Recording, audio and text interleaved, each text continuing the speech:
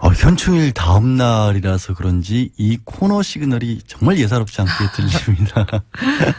예, 항상 나라를 걱정해 휴대전화 연결음까지 애국가로 이렇게 바꿔놓으신 분, 바른정당의 이혜원 의원 자리하셨습니다. 네, 안녕하세요. 네, 안녕하세요. 오늘 제가 공장장이 자리가 없어서 네. 이번 주는 소통의 주간으로 저희가 설정해놓고 있거든요. 네. 잠깐 문자 몇 개만 소개해드리도록 네, 하겠습니다. 박성진 님이 김공장장 어디 갔어요? 김공장장? 김공장장은 네. 고기 다이어트 하러 유럽 갔습니다. 고기가 많은 곳에. 네. 이전 뉴스 시간에 박근혜 대통령이 법정에서 그림 그리고 있다는 뉴스를 소개해드렸거든요. 아, 그랬었나요? 네, 그래서 8672님이 박근혜가 그린 그림은 동그라미 그리려다 무심코 그린 얼굴 최순실. 예리하십니다. 예. 네. 3399님은 비가 오니 외롭네요. 저도 공장장이나 잔업반장님처럼 이혼이라도 하고 싶네요. 여친 없음 땡땡땡. 전 이혼 안 했습니다. 오해하지 마. 누가 제가 이혼했다는 큰일 날 말씀을 또. 드디어 이제 잔업반장님으로 승진하신 거예요? 승진이 아니라 네. 제가 지난번에는 이제 공장장 권한대행이라고 했거든요. 권한대행. 근데 권한대행도 못마땅하대요. 그냥 작업반장이나 해라. 네. 그럼 혹시 모르시겠어요? 여기 원래 공장장 명패 있었잖아요. 공장장 명패 봤어요. 네. 네, 오늘 치웠네요? 감추고 갔어요. 대단하신 분이에요. 명패를 감추고 갔어요. 제가 혹시 그거 꺼내놓고 쓸까봐. 네. 안 합니다, 지사에서. 아니, 공장장 얘기를 했는데, 지금 이번 주 나오신 분들께 몇 가지 여쭤보고 있는 게, 김어준 공장장하고는 도대체 언제 어떻게 만났냐? 인연을 맺고 계신 겁니까? 제가 지금 연도는 정확하게 기억 안 나는데 한 2005년 정도였던 2005년 걸로 정도. 기억하는데요. 초선 때 초기였어요. 예. CBS 죄송합니다. TBS 나와서 지금 CBS 얘기돼서 정요 저희는 그런 거. 모 방송에 시사자키라는 프로가 있었는데 거기 진행자셨고 제가 고정 패널을 꽤 오래 했어요. 그래서 진행자와 고정 패널로 만났었어요. 그때의 첫인상은 어떠셨어요? 그때 첫인상 뭐라 그래야 되나 의외로라는 데 방점이 찍혀 있어요. 의외로 예. 무섭지 않네? 의외로 무섭지 않네. 왜냐면 그때만 하더라도 진보 진영에 요경 미사일이다. 요경 미사일. 딴지일보 하셨던 분이다. 총수 막 걸리면 그냥 딴지 걸려서 넘어진다. 별별 무시무시한 소문을 듣고 뵀는데 의외로 그렇지 않으시더라고요. 어제 노회찬 의원은 심지어요. 네. 그때 옛날이랑 비교하면 지금 외모가 굉장히 좋아진 거라는 얘기도 해서. 그런가요? 그런 것 같진 않죠? 외모? 그때나 잘 지금은 못 느꼈는데요? 그쵸? 좋아지신 줄? 그때나 지금이나 똑같죠, 사실. 네. 살만 조금 더 쪘지. 네. 그러네요. 사이즈는 좀 달라졌네요. 사이즈가 좀. 네. 그렇습니다. 저는 이혜원 의원님이 훨씬 더 객관적으로 말씀을 해주셨다고 믿고요. 네. 노회찬 의원께서 워낙 오래전에 이 의원님보다도 한 10년 전에 만났으니까 기억이 약간 좀 가물가물하신 걸로 그렇게 넘어가겠습니다. 한 20년 전에 만나신 거네요, 노회찬 의원. 네, 노회찬 의원 90년대에 만나셨다고 하더라고요. 그러니까. 그때는 정말 엉망이었나 보네요. 예, 그렇습니다. 예. 어제 문재인 대통령 추념사 들으셨죠? 네네. 같이 그 자리에 있으셨나요? 혹시? 아니요, 제가 가지는 못했습니다. 저희 지역에도 또 비슷한 행사가 있어가지고 네네. 지역에서 행사에 참석하느라고 현장에 가진 못했고 언론으로 봤습니다. 그 내용에 대해서는 어떻게 좀 평가를 하실 수 있을까요? 사실 현충일의 추모 대상을 전통적인 순국선열 참전용사 여기에 국한하지 않고 파독강부 그다음에 한강의 기적을 만들었던 우리 근로자들 여공들까지 다 이렇게 모든 대한민국의 국민들로 확대해 주신 거 그건 굉장히 신선했고 또 공감했습니다. 근데 저는 조금 이제 거기다가 뭐라 그래야 되나 지금 북한 얘기 어떻게 보면 현존하는 위협인데 북한 얘기는 전혀 안 하셨잖아요. 그래서 좀 그런 부분이 어떻게 보면 이제 우리 보수 쪽에서 조금 걱정하시는 분들이 있더라고요. 혹시 북한은 전혀 생각 안 하시는 거 아닌가 이렇게 걱정들을 하셔서 그래서 또 걱정하는 국민들이 일부 있구나. 그런 사실 생각을 어제 했어요. 이제 6.25나 한국전쟁은 직접적으로 단어를 사용을 안 했죠. 안 했지만 반면에 이제 그때 당시 전쟁터 단장의 능선이라든가 이런 얘기는 또 많이 했었고. 예, 그러니까 과거 북한의 음. 어떻게 보면 공격, 위협, 참상 이런 얘기는 하셨는데 현존하는 지금의 북핵이라든지 지금의 북핵 문제 이런 또 미래의 부분은. 북한의 문제 이런 문제가 이제 언급이 없어서 혹시 그런 부분이 이제 대통령의 관심사에서 멀어져 있는 건 아닌가 그런 걱정들을 하시는 분들이 하도 많아. 그래서 조금 그런 부분이 좀 아쉬웠다고 할까요? 예, 알겠습니다. 그런 부분들을 또 걱정하시는 분들의 목소리도 당연히 대통령께서 귀를 기울이셔야죠. 예, 그리고 예. 어제 어쨌든 현역 군인들 지난해 목함지뢰 같은 걸로 다쳤던 네. 분들도 옆에 계셨으니까 그런 부분도 충분히 살피리라고 보고요. 예. 오늘 가장 아무래도 관심사 그 슈퍼 수요일이라는 이름을 또 슈퍼 수요일. 언론에서 붙였더라고요. 세상에. 그러게요. 아니 당하는 사람들 입장에서는 이게 슈퍼예요. 완전히 악몽의 수요일이지. 예. 그러니까요. 블랙 웬스데이네요. 그러게. 먼저 일단 어쨌든 뭐 청문회 자체는 지금 거친 김상조 공정거래위원장 후보자에 대해서는 김상조 후보자에 대해서는 어떻게 보세요? 지금 뭐 당론으로는 바른정당도 반대하는 건가요? 아직 당론이 정해지지는 않은 것 않았고. 같아요. 예. 제가 듣기로는 이제 우리 주호영 원내대표가 어젠가? 어제는 현충일이었으니까 월요일이죠. 월요일 날 곧 당론이 정해질 거다 이렇게 말씀하신 걸 언론 기사로 봤습니다. 예, 예. 그러니까 곧 당론이 정해질 것 같긴 한데 좀 부정적인 기류가 있는 건 알고 있어요. 예. 근데 저는 이제 이 김상조 내정자를 예. 알고 지낸 지가 그러니까 지금 거의 한 35년 되네요. 의원님도 좀 경제 전문가시니까. 그리고 이제 같은 과 한 해 선배인데다가 지도 교수가 같아요.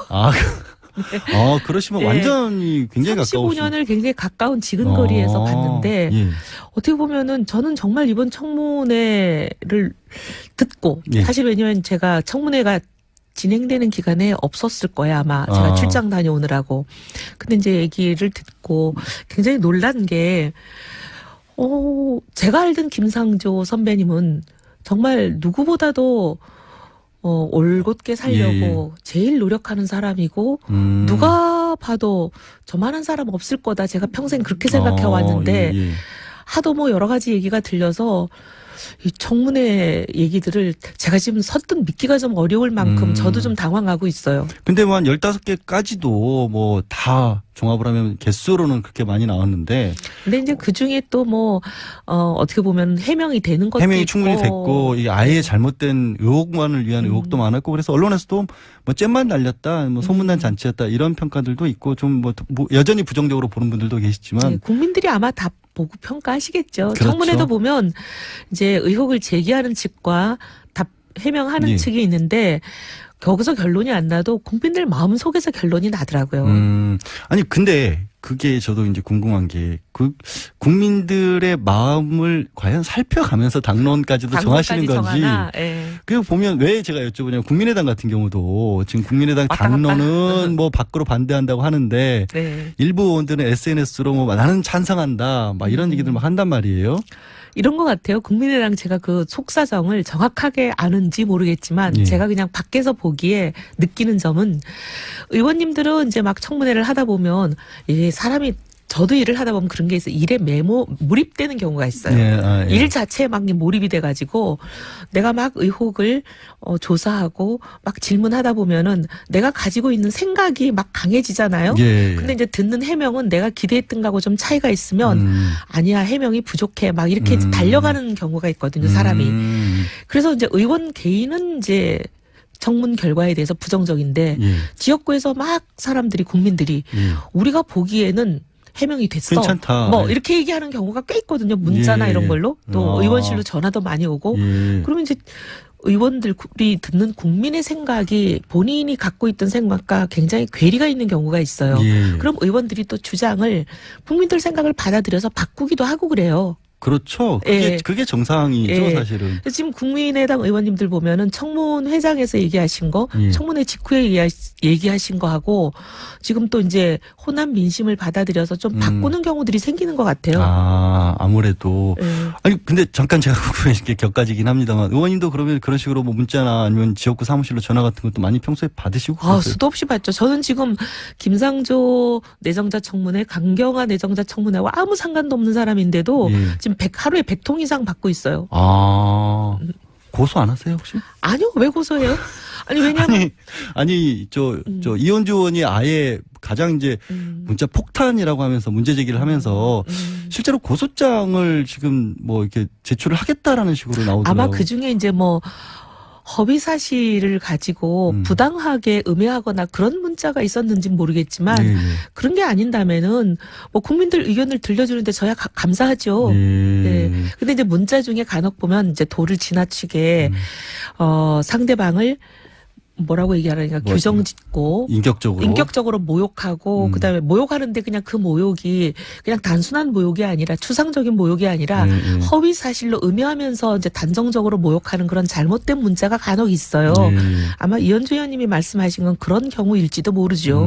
그러나 어쨌든 전반적으로는 민심 쪽에 더 가깝게 무게를 둬야 되는 건 다양하게 들을 수 있으니까 좋죠. 예, 알겠습니다. 오늘 의원님도 직접 맡으신 분이 있죠? 김동연 경제부총리. 네, 김동연 내정자. 예, 경제 전문가시고 하시니까. 네. 장관 청문회 같은 경우에는 각각 의원들을 다 따로따로 맡아서 하니까 이제 담당을 하시는데 어떻게 보세요, 김동연 총리 후보자 같은 경우? 그분은 뭐 신상에 관해서는 별로 뚜렷하게 뭐 제기될 만한 의혹이 보이지는 않아요. 현재까지는. 일부 뭐 병역이나 이런 부분에서 약간 얘기가 나온 건 있습니다만은. 근데 뭐 해명이 좀 되고 있는 수준 같아 보이고요. 일단 오늘 청문을 해보면 좀 더 이제 깊이 있는 의혹이 나올지는 모르겠으나 현재까지는 그렇게 보이고.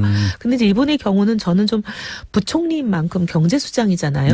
경제수장이니까 당시 이제 문재인 후보였을 시절에 말씀드렸던 국민 앞에 약속했던 공약들, 이 공약들과 내정자 개인이 다른 생각을 갖고 있는 부분들이 꽤 있어요. 이런 부분은 저 짚고 넘어가야죠. 그런 부분은 오늘 이제 경제 강요로서의 자질이라든가 아니면 그거를 대통령과 어떻게 조화를 할지 그런 부분은 능력과 관련된 부분이니까. 능력이기도 하고 입장이기도 하고 하니까 그런 건 짚어야죠. 그런 걸 짚으시겠다. 왜냐하면 사실 우리가 이제 대통령이 만능이 아니고 신이 아니기 때문에 대통령의 생각이 고쳐져야 될 경우도 꽤 있거든요. 그런데 그리고 또 대통령은 경제 전문가가 아니잖아요.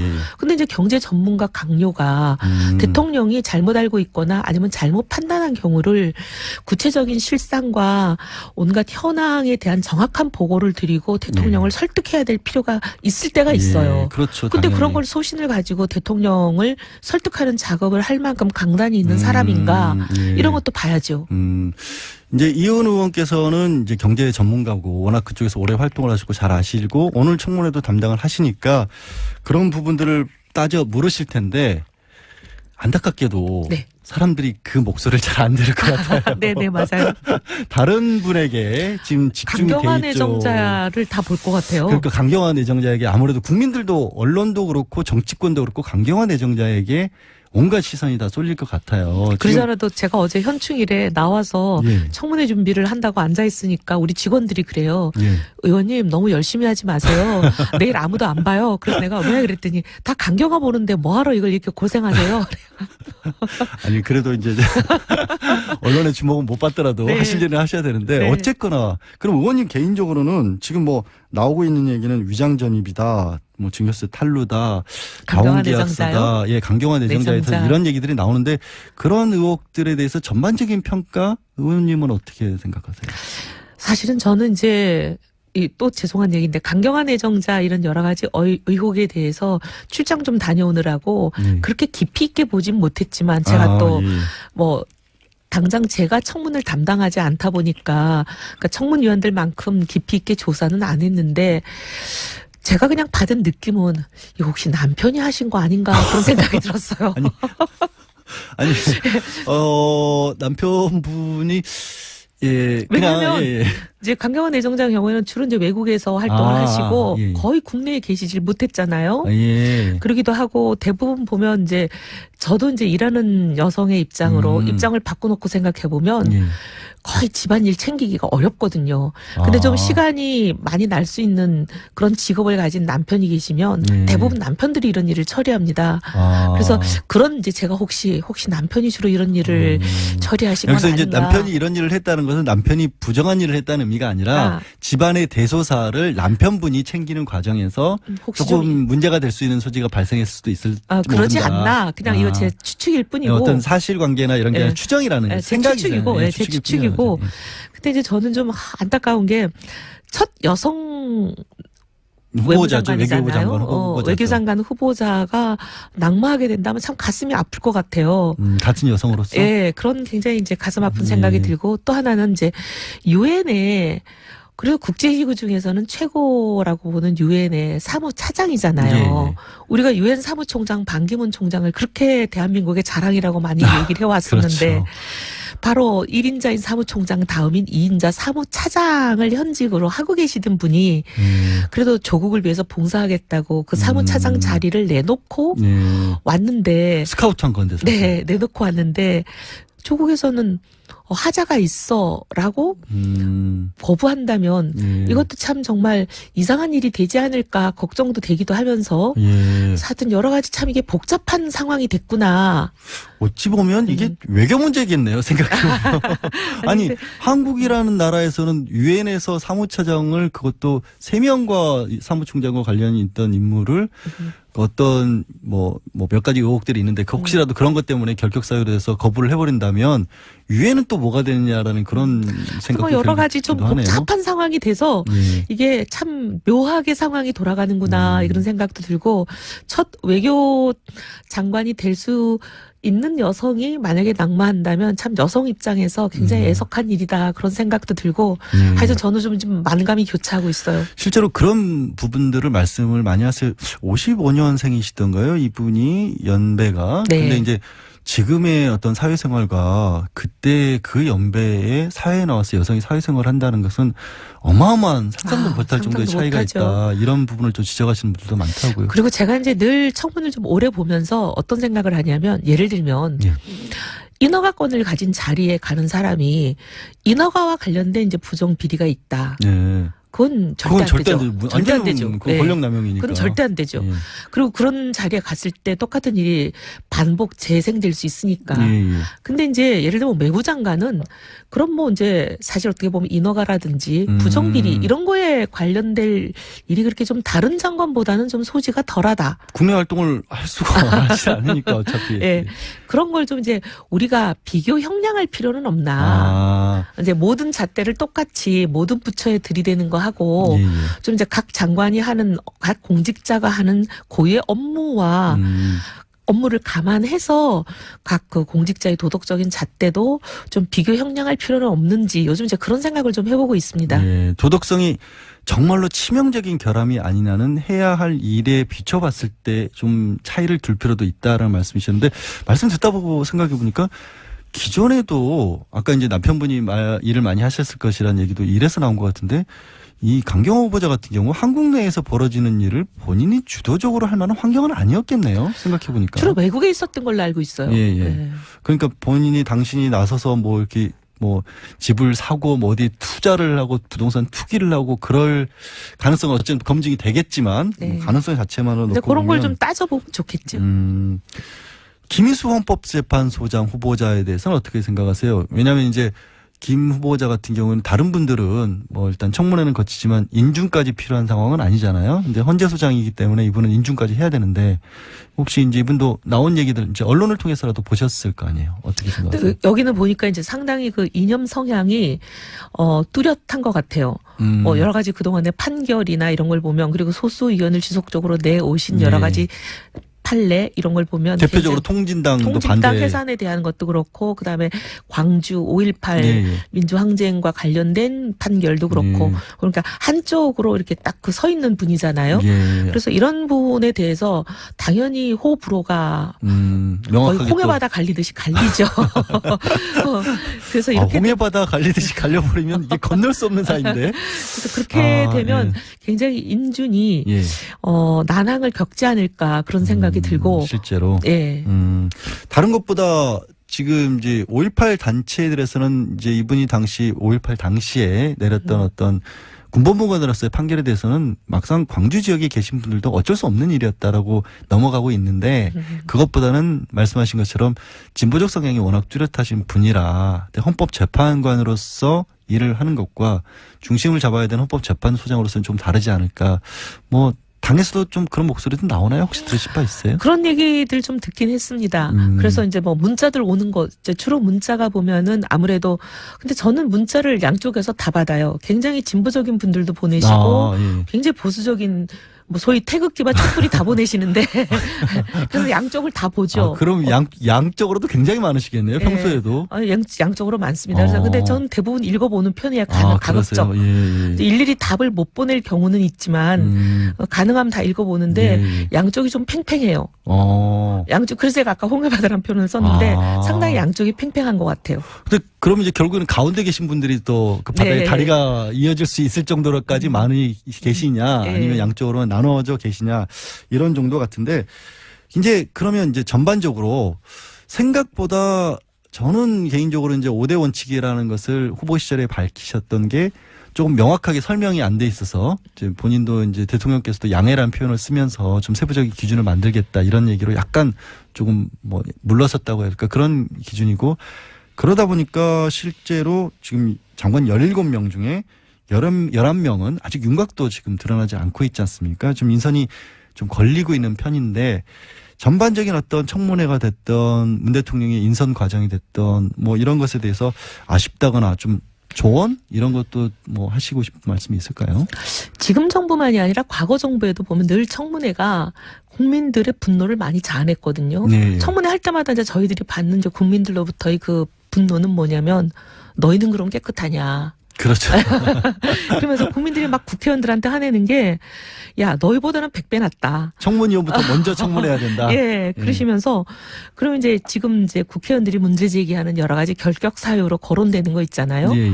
위장 전입이다. 그다음에 뭐 다운 계약서다. 뭐 이런 일종의 한동안 우리 사회의 관행처럼 만연해 왔던 그런 문제들. 네. 그럼 그런 문제들 국회의원 300명 다 전수조사해 가지고 그럼 이 문제가 걸리는 사람들 다 국회의원에서 사퇴해라. 막 이렇게들 많이 말씀하시거든요. 예. 근데 사실 어떻게 보면 국민들 입장에서는 그렇게 말씀하실 법도 해요. 그렇죠. 사실. 그래서 그렇게 보면 저는 이제 좀 우리가 청문회 기준 자체라는 것도 다시 한번 지금 여야 따지지 말고 네가 옛날에 이랬지 않냐 막 이렇게 하지 말고 입장 바꿔봐라. 과거 얘기 자꾸 따지지 말고 지금 이 시점에서 다시 한번 대한민국의 발전을 위해서 과연 어떤 청문 기준을 세우는 게 좋은지 좀 정립해 봤으면 좋겠어요. 근데 그게 정권 바뀔 때보다 매번 그러는데. 근데 항상 보면은 옛날에 네가 이랬으니까 이번에 나도 이런다 그러니까. 이런 식이거든요. 그리고 이제 그렇게 이런 하면 거죠. 끝이 안 나요. 당하고 있으면서도 그래 네. 다음에는 내 차례 되면 기다려라. 그래서 이번에 나도 안 바꿔줄래 이런단 말이에요. 그러면서 당한 만큼 갚아주겠다 자꾸 이러면 이게 언제 끝이 납니까? 안 끝나죠. 대한민국의 발목을 영원히 잡는 이런 거는 안 되고요. 네. 청문회 하자는 이유가 뭐예요? 좋은 사람 뽑아서 좋은 대한민국 만들자고 하는 건데 예. 왜 자꾸 우리가 발목을 잡으려고 할 필요는 없잖아요. 그러니까 예. 저는 이번 기회를 그냥 아예 제대로 된 청문 기준을 만드는 거. 네. 예, 어떻게 보면 진짜 좋은 사람을 고르는 좋은 청문 기준을 이번에 좀 만들었으면 좋겠어요. 예. 주변 의원들 분께도 그렇게 좀 말씀해 주세요. 정말 저는 많이 얘기해요. 많이 얘기하세요. 그 당에서 지금 저기 당론 만드는데 제가 예. 이런 얘기 했다가 또 한 소리 듣고 그래요. 참, 애국가를 깔고 다니실만 하신데. 네. 그럼 당론, 바른정당 얘기를 하셨으니까, 당론 얘기를 하셨으니까, 바른정당 상황도 좀 말씀해 주세요. 유승민 의원 같은 경우에는 백의종군 하시겠다고 하셨어요? 말씀 그렇게 하셨었어요. 예. 네. 어떻게, 뭐, 그렇게, 뭐, 다른 얘기, 그 이후에 배경이라든가, 실제로 그렇게 배경에 언론에 얘기하신 거 제가 기억하기로는 대선 기간 동안에 너무 많은 분들께 빚을 져서 네. 당분간은 백의종군 하겠다.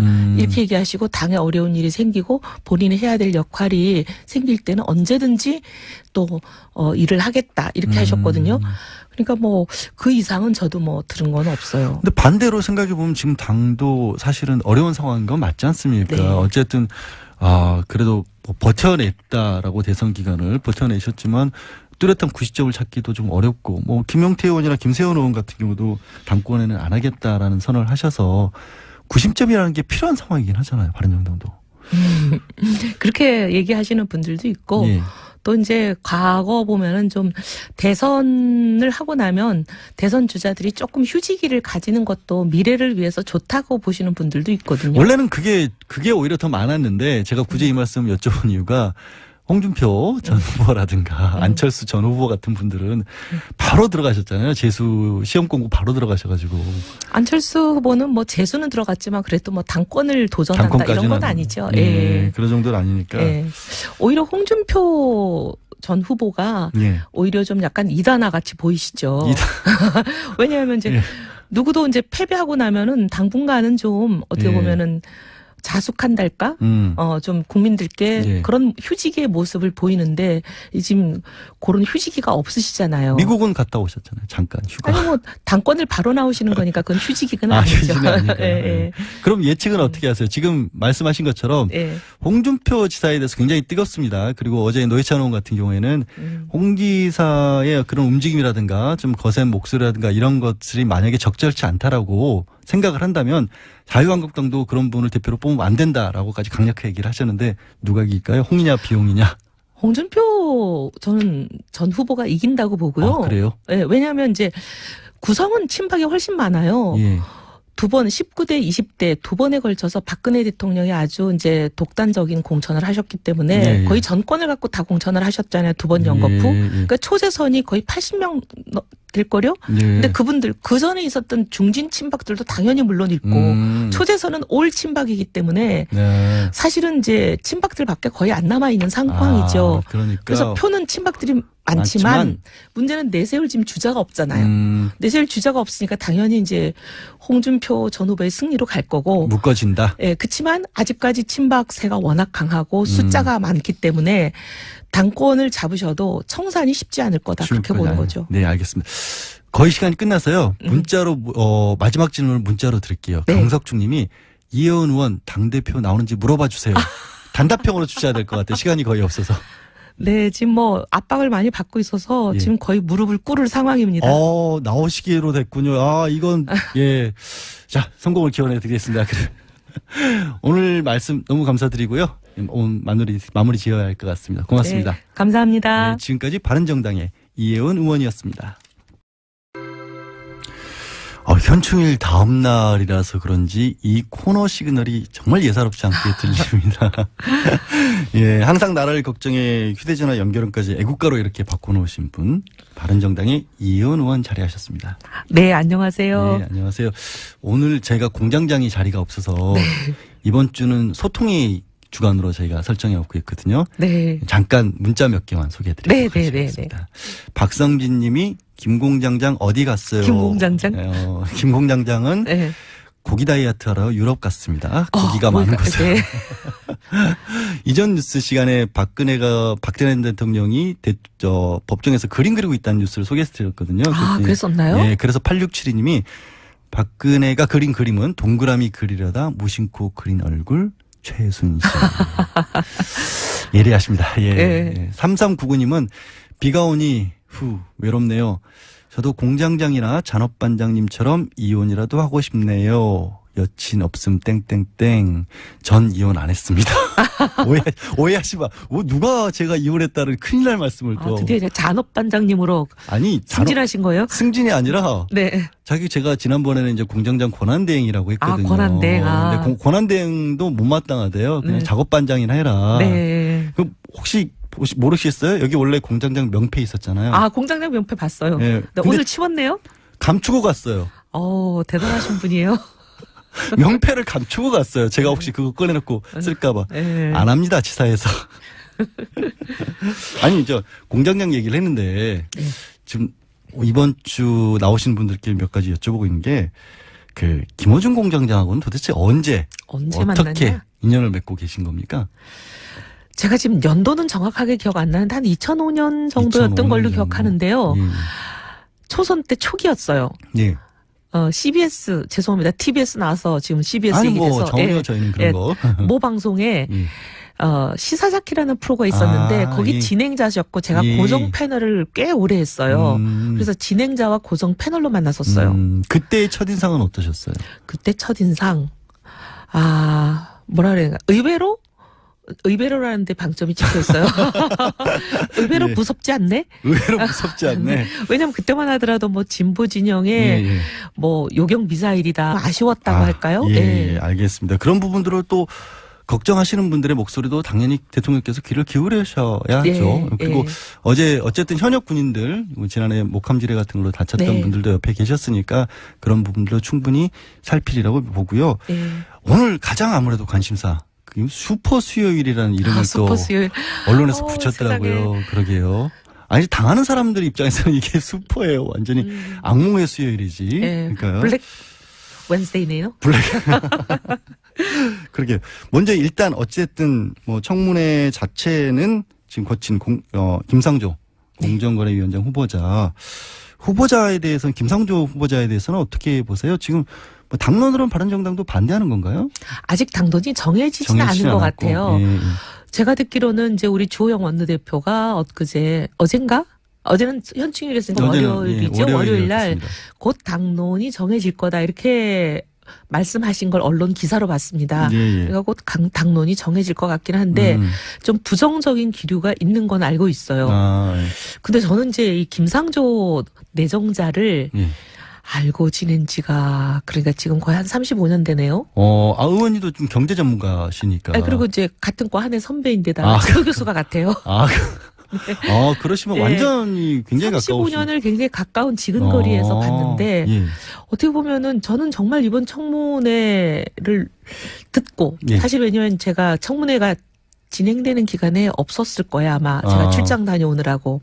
근데 이제 얘기를 듣고 굉장히 놀란 게 제가 알던 김상조 선배님은 정말 누구보다도 올곧게 살려고 제일 노력하는 사람이고 누가 봐도 저만한 사람 없을 거다 제가 평생 그렇게 생각해 왔는데 예.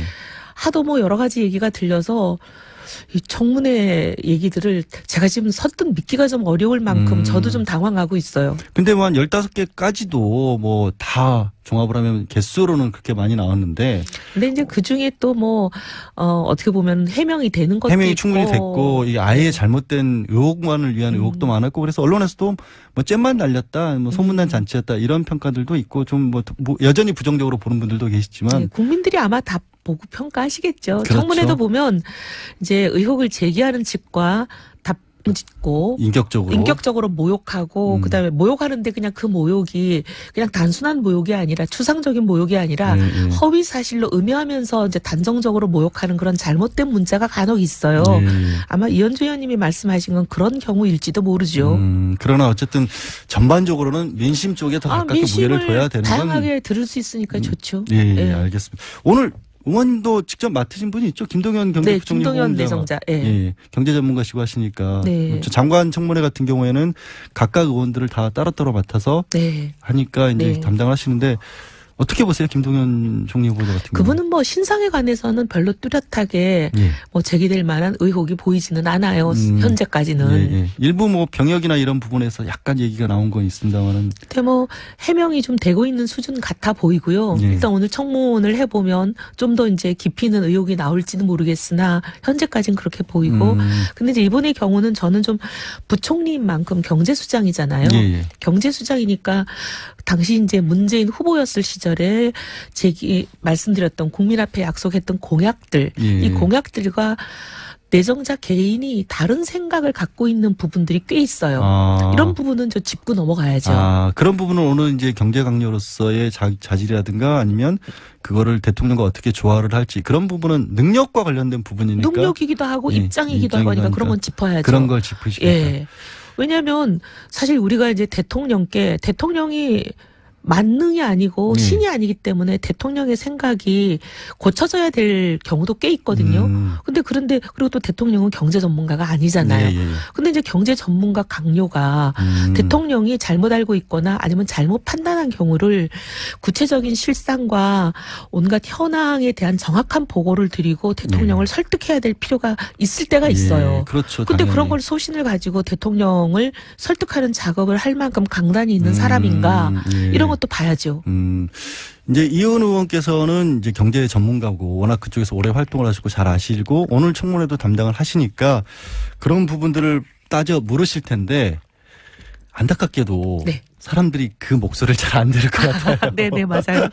다른 분에게 지금 집중이 돼 있죠. 강경한 애정자를 다 볼 것 같아요. 그러니까 강경한 애정자에게 아무래도 국민들도 언론도 그렇고 정치권도 그렇고 강경한 애정자에게 온갖 시선이 다 쏠릴 요경 미사일. 뭐 딴지일보 하셨던 분이다. 총수 막 걸리면 그냥 딴지 걸려서 넘어진다. 예. 별별 무시무시한 소문을 듣고 뵀는데 예. 뭐 의외로 그렇지 않으시더라고요. 어제 노회찬 의원은 심지어요. 네. 그때 옛날이랑 비교하면 지금 외모가 굉장히 좋아진 거라는 얘기도 해서 그런가요? 그런 것 같지는 않죠? 외모? 그때나 잘 지금은 못 느꼈는데요. 그쵸? 좋아지신 줄? 그때나 지금이나 똑같죠. 사실. 살만 조금 더 쪘지. 예. 아 그러네요. 사이즈는 좀 달라졌네요. 사이즈가 좀. 예. 그렇습니다. 저는 이혜원 의원님이 훨씬 더 객관적으로 말씀을 해주셨다고 믿고요. 네. 노회찬 의원께서 워낙 오래전에 이 의원님보다도 한 10년 전에 만났으니까 기억이 약간 좀 가물가물하신 걸로 그렇게 넘어가겠습니다. 아, 한 20년 전에 만나신 거네요, 노회찬 예, 의원님. 노회찬 의원 90년대에 만나셨다고 하더라고요. 그러니까. 아, 그때는 정말 엉망이었나 보네요. 아, 예, 그렇습니다. 예. 어제 문재인 대통령 추념사 들으셨죠? 네네. 같이 그 자리에 있으셨나요? 혹시? 아니요, 제가 가지는 못했습니다. 아, 저희 나중에. 지역에도 또 비슷한 행사가 있어가지고 네네. 지역에서 행사에 참석하느라고 현장에 가지 못했고 네. 언론으로 봤습니다. 아, 그 내용에 대해서는 어떻게 좀 평가를 하실 수 있을까요? 사실 뭐 현충일의 추모 대상을 전통적인 순국선열 참전용사 여기에 국한하지 않고 네. 뭐 파독강부 그다음에 한각의 기적을 만들었던 우리 근로자들 여공들까지 다 이렇게 모든 대한민국의 국민들로 확대해 주신 거 그건 굉장히 신선했고 예. 또 공감했습니다. 근데 저는 조금 이제 거기다가 뭐라 그래야 되나 지금 북한 얘기 어떻게 보면 현존하는 위협인데 예. 북한 얘기는 전혀 안 하셨잖아요. 예. 그래서 좀 그런 부분이 어떻게 보면 이제 우리 보수 쪽에서 조금. 그 걱정하시는 분들이 있더라고요. 아. 혹시 북한은 전혀 생각 안 하시는 거 아닌가 아. 이렇게 걱정들을 하셔서 예. 그래서 또 걱정하는 국민들이 일부 있구나. 그런 사실 생각을 어제 했어요. 이제 6.25나 한국전쟁은 직접적으로 단어를 사용을 안 했죠. 안 했지만 반면에 이제 그때 당시 전쟁터 단장의 능선이라든가 이런 얘기는 또 많이 했었고. 예, 그러니까 과거 북한의 예. 어떻게 보면 공격, 위협, 참상 이런 얘기는 하셨는데 현존하는 지금의 북핵이라든지 지금의 북핵 문제 이런 또 미래의 부분은. 북한의 문제 이런 문제가 이제 언급이 없어서 혹시 그런 부분이 이제 대통령의 관심사에서 멀어져 있는 건 아닌가 그런 걱정들을 하시는 분들이 하도 많아. 그래서 조금 그런 부분이 좀 해명하는 예. 측이 있는데 거기서 결론이 안 나도 국민들 마음속에서 결론이 나더라고요. 아니 근데 그게 저도 이제 궁금한 게 그 국민들의 마음을 과연 살펴가면서 당론까지도 정하시는 건지. 정하나? 예. 그 보면 왜 제가 여쭤보냐면 국민의당 같은 경우도 지금 국민의당 왔다 갔다. 당론은 뭐 밖으로 반대한다고 하는데 네. 일부 의원들은 SNS로 뭐 나는 찬성한다 막 이런 얘기들 막 한단 말이에요.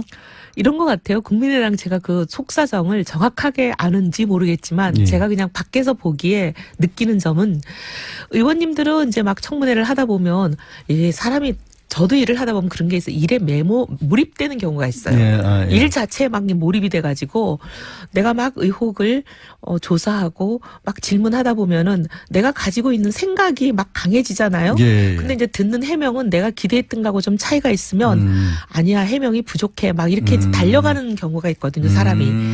그래서 이제 의원 개인은 이제 청문 결과에 대해서 부정적인데 예. 지역구에서 막 사람들이 국민들이 예. 우리가 보기에는 해명이 됐어. 괜찮다. 뭐 이렇게 얘기하는 경우가 꽤 있거든요. 문자나 예. 이런 걸로. 또 아. 의원실로 전화도 많이 오고. 예. 그러면 이제 의원들이 듣는 국민의 생각이 본인이 갖고 있던 생각과 굉장히 괴리가 있는 경우가 있어요. 예. 그럼 의원들이 또 주장을 국민들 생각을 받아들여서 바꾸기도 하고 그래요. 그렇죠. 예. 그게 정상이죠, 예. 사실은. 지금 국민의당 의원님들 보면은 청문회장에서 얘기하신 거, 예. 청문회 직후에 얘기하신 거 하고 지금 또 이제 호남 민심을 받아들여서 좀 바꾸는 경우들이 생기는 것 같아요. 아무래도. 예. 아니, 근데 잠깐 제가 궁금해진 게 격가지긴 합니다만, 의원님도 그러면 그런 식으로 뭐 문자나 아니면 지역구 사무실로 전화 같은 것도 많이 평소에 받으시고 그러세요? 수도 없이 받죠. 저는 지금 김상조 내정자 청문회, 강경화 내정자 청문회와 아무 상관도 없는 사람인데도 예. 지금 하루에 100통 이상 받고 있어요. 고소 안 하세요, 혹시? 아니요, 왜 고소해요? 아니, 왜냐면. 저 이현주 의원이 아예 가장 이제 문자 폭탄이라고 하면서 문제 제기를 하면서 실제로 고소장을 지금 뭐 이렇게 제출을 하겠다라는 식으로 나오더라고요. 아마 그 중에 이제 뭐 허위 사실을 가지고 부당하게 음해하거나 그런 문자가 있었는지는 모르겠지만 예, 예. 그런 게 아닌다면은 뭐 국민들 의견을 들려주는데 저야 감사하죠. 예. 네. 근데 이제 문자 중에 간혹 보면 이제 도를 지나치게 상대방을 뭐라고 얘기하라니까 뭐, 규정